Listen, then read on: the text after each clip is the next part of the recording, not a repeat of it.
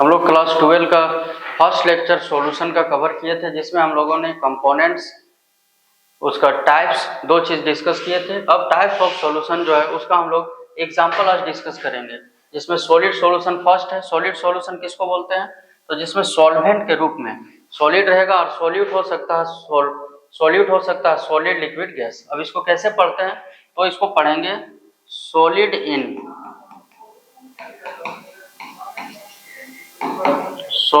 Solid solution.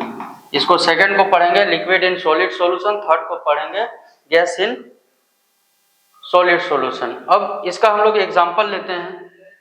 First solid in solid का होगा bronze. Bronze मतलब होता है कांसा। कांसा में क्या क्या मौजूद होता है? तो टीन होगा जो हम लोग का सॉल्यूट होगा, फर्स्ट में लिख रहे हैं, याद रखना है वो आपका सॉल्यूट, और इधर कॉपर, ये है सॉल्वेंट। तो दोनों ही हम लोग का क्या है? दोनों ही हम लोग का है सॉलिड फॉर्म में। अब हम लोग लिक्विड इन सॉलिड लेते हैं। इसमें आएगा आपका लिक्विड कम मात्रा में रहेगा और ज्यादा मात्रा में हम लोग का रहेगा क्या? सॉलिड। तो इसका एग्जांपल है हाइड्रेटेड सॉल्ट। कहने का मतलब है द्रवीकृत नमक, यानी नमक से क्या निकल जाना? पानी। तो पानी का अर्थ हुआ आयोडीन, हल्का मात्रा में निकलता है, तो वो लिक्विड रहता है जो कम रहता है और ज्यादा नमक रहता है। अब गैस इन सॉलिड में कौन आएगा? तो गैस इन सॉलिड में आएगा hydrogen gas. Hydrogen gas absorbed on platinum. PT मतलब शॉर्ट में आप समझ जाइएगा, प्लेटिनम मतलब हाइड्रोजन गैस जो एब्जॉर्ब हुआ वो कहाँ पर हुआ? प्लेटिनम में। तो प्लेटिनम ज्यादा मात्रा में रहेगा, जो हम लोग का सॉलिड है, मेटल है वो, और हाइड्रोजन गैस खुद गैस है। अब सेकंड हम लोग पढ़ रहे हैं लिक्विड सॉल्यूशन। लिक्विड सॉल्यूशन जिसमें सॉल्वेंट में लिक्विड रहेगा, सॉल्यूट में सॉलिड, लिक्विड, गैस कोई भी हो सकता है। अब इसको उसी तरह पढ़ेंगे सॉलिड इन लिक्विड सॉल्यूशन, यानी सॉलिड कम लिक्विड ज्यादा। इसका एग्जांपल हम लोग देंगे जिसमें आएगा शुगर सॉल्यूशन। तो शुगर सॉल्यूशन में होता क्या है? तो शुगर आपका क्या रहता है? शुगर रहता है कम मात्रा में, और ज्यादा मात्रा में रहता है कौन? लिक्विड। अब लिक्विड इन लिक्विड में कौन आएगा? तो एल्कोहल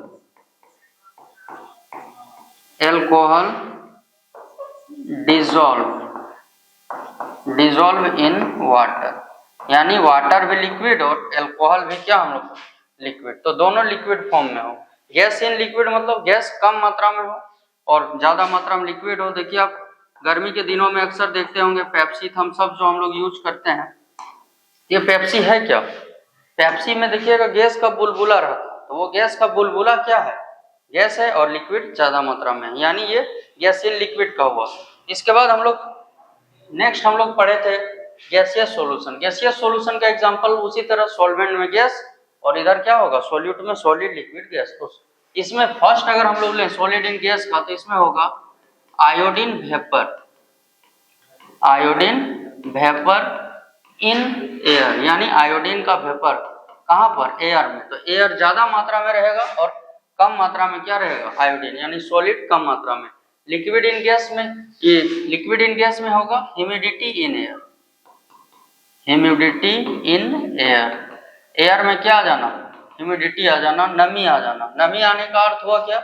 नमी मतलब लिक्विड कम मात्रा में, ज्यादा मात्रा में गैस, और गैस इन गैस का होगा, इसका एग्जांपल होगा एयर। एयर जो है वो गैस का क्या है? Mixture.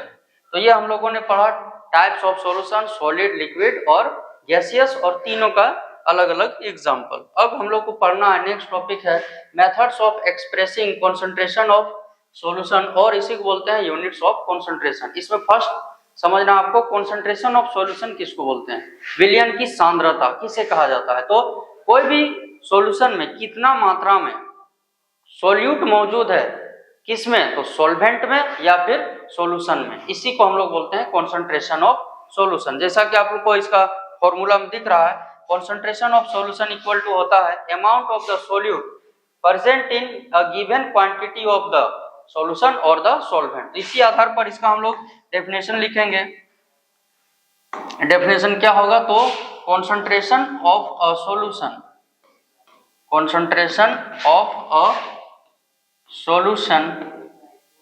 concentration of a solution is defined as the अब इसके बाद फॉर्मूला देखिए, डिफाइंड एज द क्या है, तो ऊपर में देखिए, ऊपर में है amount of the solute present in a given quantity आपका मास और वॉल्यूम किसी में भी हो सकता है, given quantity of the solution और द सॉल्वेंट, इसको हम लोग बोलेंगे कॉन्सेंट्रेशन ऑफ द सॉल्यूशन। अब कॉन्सेंट्रेशन को हम लोग कितना वे से एक्सप्रेस करते हैं, कितना इसका मेथड्स है, इसके टोटल 8 मेथड्स है। फर्स्ट है स्ट्रेंथ, दूसरा है मास परसेंट, तीसरा वॉल्यूम परसेंट, फिर है मोलारिटी, फिर है molality, normality, mole fraction and mass fraction. उसमें से फर्स्ट हम लोग डिस्कस करेंगे स्ट्रेंथ। स्ट्रेंथ में होता क्या है, स्ट्रेंथ में हम लोग सोल्यूट का मास ग्राम में लेंगे और सॉल्वेंट बोल रहे हैं, जो वॉल्यूम लेंगे हम लोग सॉल्यूशन का वो किस में रहेगा, लीटर में। यानी स्ट्रेंथ कैसे डिफाइन होगा, तो strength of a solution is defined as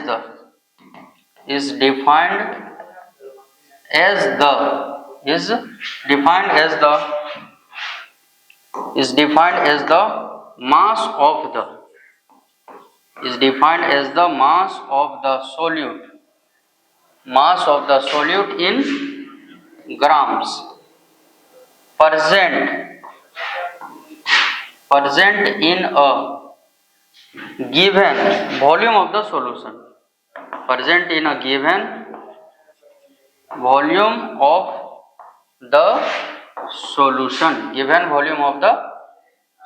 solution के गिवन वॉल्यूम में कितना ग्राम सोल्यूट मौजूद है, इसको हम लोग बोलते हैं किसी भी सॉल्यूशन का क्या, स्ट्रेंथ। अब इसी चीज का यूनिट लिखिएगा, देखिए यूनिट ऊपर है ग्राम और नीचे है लीटर, इसका यूनिट हो जाएगा क्या यूनिट, तो ग्राम पर लीटर। अब इस पर हम लोग एक न्यूमेरिकल बना के देखेंगे।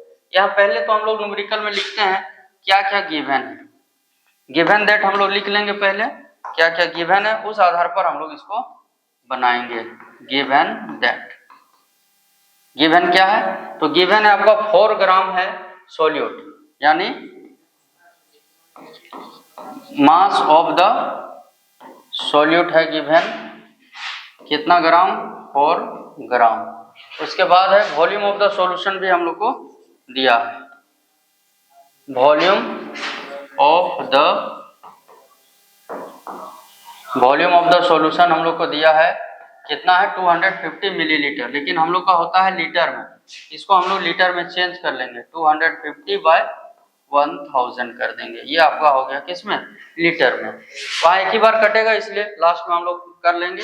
हम लोग को फाइंड क्या करना है, तो स्ट्रेंथ ऑफ द सॉल्यूशन हम लोग को निकालना है, तो इस पर हम लोग दे देंगे क्वेश्चन मार्क। अब हम लोग के पास फॉर्मूला था, उस फॉर्मूला को पुट करेंगे, स्ट्रेंथ इक्वल टू था मास ऑफ द सोल्यूट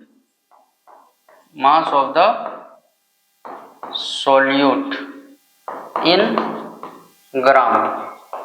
ग्राम्स, और नीचे था volume of the solution in litre. Volume of the solution का वॉल्यूम हम लोग लेंगे लीटर में, वॉल्यूम ऑफ द सॉल्यूशन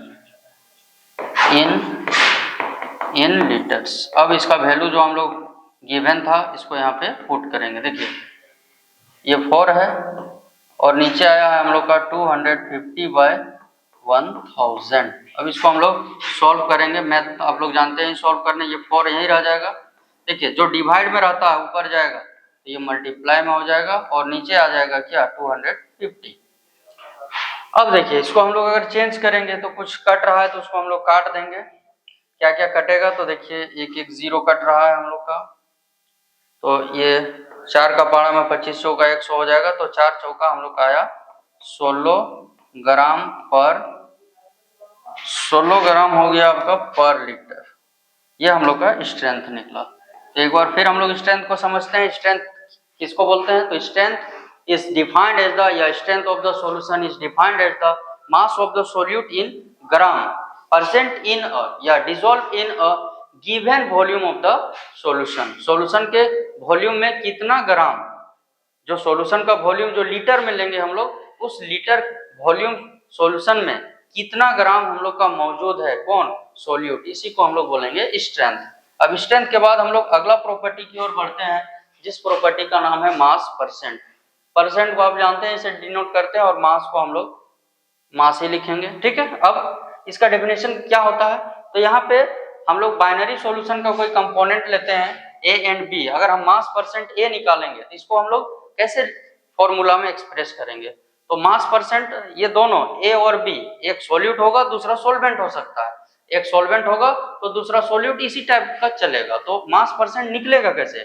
तो मास परसेंट में बी डिफाइंड एज द, या mass percent is defined as the number of parts by mass of one component. कोई भी एक कंपोनेंट लेना है और पर 100 पार्ट्स, ये जो पार्ट्स है ये पूरा, ये आपका है सॉल्यूशन, दोनों प्लस में लिए हैं मतलब दोनों solution.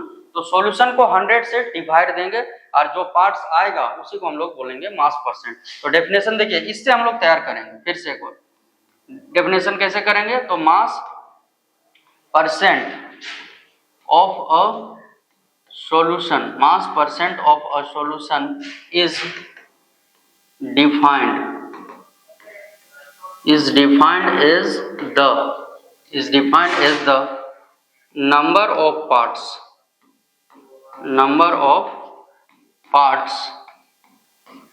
by mass of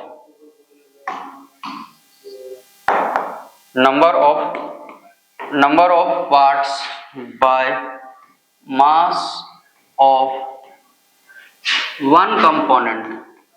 one मतलब ए और बी कोई भी हो सकता है। वन कंपोनेंट पर, वन कंपोनेंट का ब्रैकेट में आप समझने के लिए लिख दीजिए ए और बी।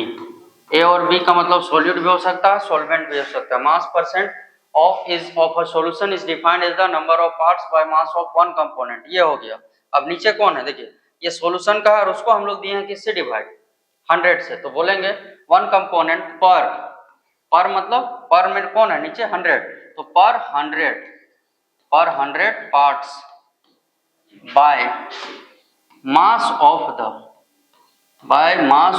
द क्या? Mass of the solution. इसी को हम लोग बोलेंगे क्या? Mass percent.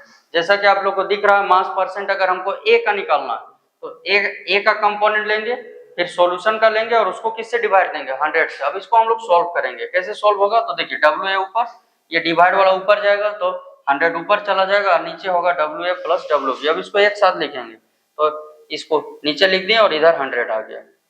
अब देखिए उसी तरह अगर बी का निकालेंगे तो बी का निकलेगा। सेम मास परसेंट जैसा आप समझे हैं, सेम हम लोग का अगला जो कॉन्सेंट्रेशन का यूनिट है वो है वॉल्यूम परसेंट। तो वॉल्यूम परसेंट को कैसे होगा? उसी टाइप का, जहां मास था वहां मास परसेंट, अब वॉल्यूम है तो वॉल्यूम परसेंट। अब हम लोग डेफिनेशन कैसे तैयार करेंगे? तो उसी तरह it is defined as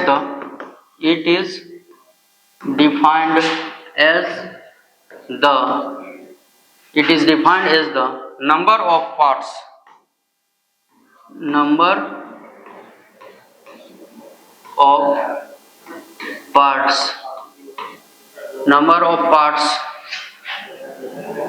by number of parts या number of parts by volume of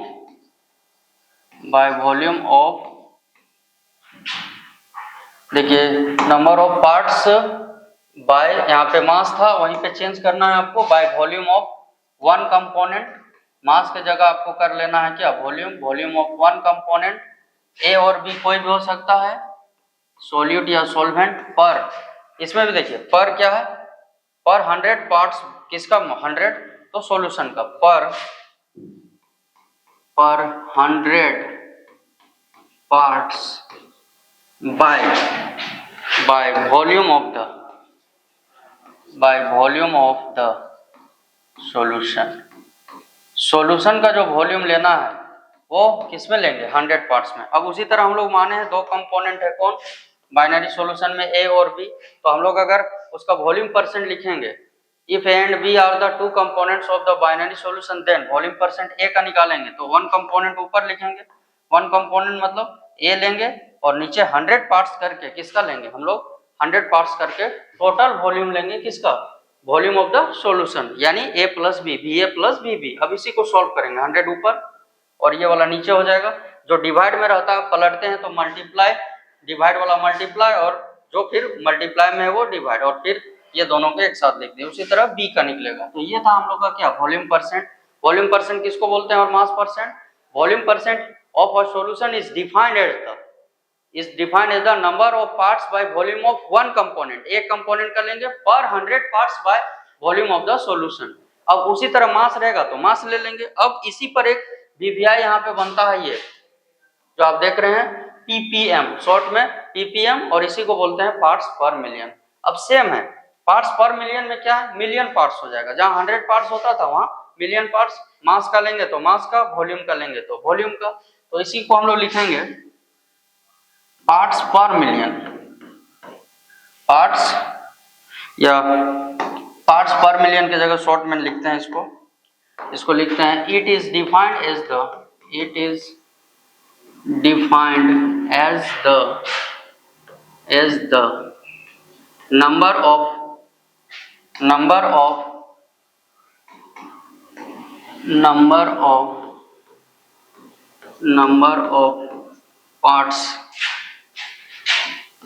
of parts by mass or volume of one component। One component कौन होगा, ए और बी, कोई भी वन कंपोनेंट ए और बी पर मिलियन पार्ट्स, मिलियन का मतलब 10 लाख पर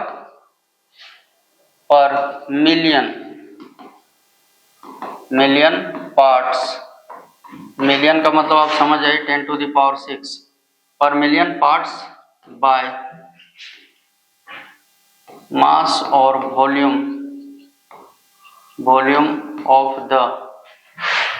द सॉल्यूशन। जब हम मिलियन पार्ट्स में लेंगे, वहाँ 100 पार्ट्स था, यहाँ पे सेम रहेगा, उसके जगह चेंज कर देंगे और हम लोग ले लेंगे कौन सा पार्ट, मिलियन पार्ट्स। जब मिलियन पार्ट्स में होगा तब इसका नाम हो जाएगा पार्ट्स पर मिलियन।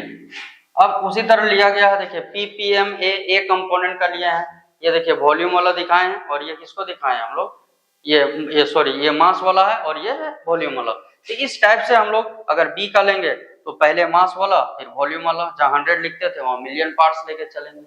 ये हम लोग का था पार्ट्स पर मिलियन। ये 1 मार्क्स में बहुत बार एग्जाम में पूछा है। नेक्स्ट हम लोग का फोर्थ है, जिसका नाम है क्या, मोलारिटी। ये एकदम बीवीआई है, यहाँ से आपका क्वेश्चन पूछना है। तो मोलारिटी को हम लोग समझते हैं, मोलारिटी है क्या, तो gram moles of the solute. It is defined as the gram mole of the solute, मतलब सोल्यूट कितना ग्राम मोल किसी सॉल्यूशन के वॉल्यूम में, और सॉल्यूशन कैसा में, लीटर में मौजूद है, इसको हम लोग बोलेंगे क्या, मोलारिटी। तो इसको हम लोग लिखेंगे it is defined as the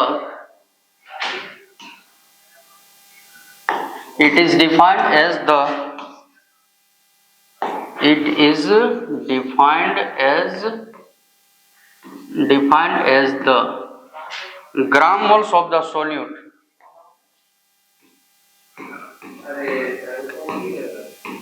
gram moles of the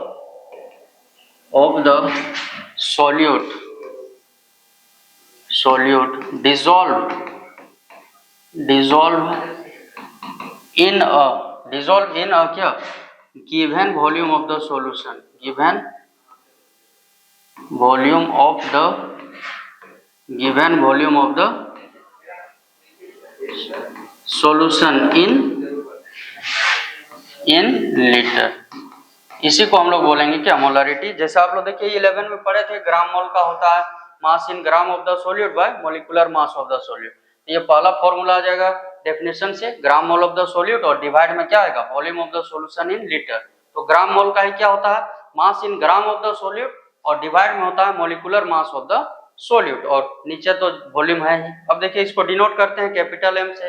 अब इसका यूनिट देखिए दो होगा, एक ग्राम मोल या फिर मोल भी बोलते हैं इसको। तो नेक्स्ट हम लोगों ने यहाँ पे इसका यूनिट लिखा है ग्राम मोल पर लीटर और होगा मोल पर लीटर। अब इसका एक हम लोग न्यूमेरिकल बनाएंगे, न्यूमेरिकल यहाँ से पूछना है। तो न्यूमेरिकल को हम लोग समझते हैं किस प्रकार ये बनेगा। पहले न्यूमेरिकल बनाने के लिए हम लोग को लिखना पड़ेगा क्या क्या दिया है इसका सॉल्यूशन के लिए। गिवन दैट हम लोग करेंगे पहले, गिवन क्या क्या है। तो देखिए गिवन है आपका क्या, पहला है देखिए 4.9 ग्राम है, यह है मास इन ग्राम। देखिए कौन कहाँ मौजूद है वो देखिए, calculate the 4.9 gram of H2SO4 dissolve हो रहा है। ये सॉल्यूशन का क्या है, मिलीलीटर में है तो आपको समझ आना है वॉल्यूम है, ये ग्राम में दिया है तो मास इन ग्राम। अब H2SO4 जो हम लोग का सोल्यूट है उसका मोलिकुलर मास नहीं दिया है, तो आप लोग मोलिकुलर मास निकालने 11th में पढ़े ही थे। तो हम लोग को दिया क्या है, पहले दिया है मास इन ग्राम। अगर मास इन ग्राम वाला फॉर्मूला नहीं यूज होगा, देखिए हम लोग के पास पीछे दो फॉर्मूला है, एक है ग्राम मोल और दूसरा है मास इन ग्राम। तो ग्राम मोल जहां रहेगा वहां ग्राम मोल लिखा रहेगा, तो यहाँ ग्राम मोल कहीं है नहीं, इसलिए सेकंड फॉर्मूला है मास इन ग्राम। तो mass in gram of the solute, solute हम लोग का है H2SO4, तो मास इन ग्राम कितना दिया है, तो क्वेश्चन में देखिए यहाँ पे दिया है 4.9 ग्राम, ये लिख देंगे। फिर हम लोग मोलिकुलर मास निकालेंगे इसका, molecular mass of the solute H2SO4। आप नहीं समझेंगे तो यहाँ पे H2SO4 आप लिख सकते हैं, यहाँ पर भी H2SO4 ये हम लोग का है सोल्यूट, कम मात्रा में मौजूद है, ग्राम में है। अब देखिए मोलिकुलर मास कैसे निकालेंगे, तो हाइड्रोजन का होता है 2, दो हाइड्रोजन का 2 हो गया और एक हाइड्रोजन का मास होता है 1, तो 2 × 1, सल्फर का 32, ये 4 और इस ऑक्सीजन का होता है 16। अब टोटल ऐड करेंगे 2 + 32 + 64, टोटल ऐड होके आ जाएगा 98 U, या फिर ग्राम मोल भी बोलते हैं इसको, ठीक है, ये ग्राम पर मोल। अब इसका यूनिफाइड ये सब AMU भी यूनिट होता है इसका, तो यहाँ तक आप लोग समझ चुके हैं। अब इसके बाद आपका दिया है वॉल्यूम ऑफ द सॉल्यूशन दिया हुआ है, वॉल्यूम ऑफ द सॉल्यूशन, लेकिन लीटर में नहीं, आप गौर कीजिएगा।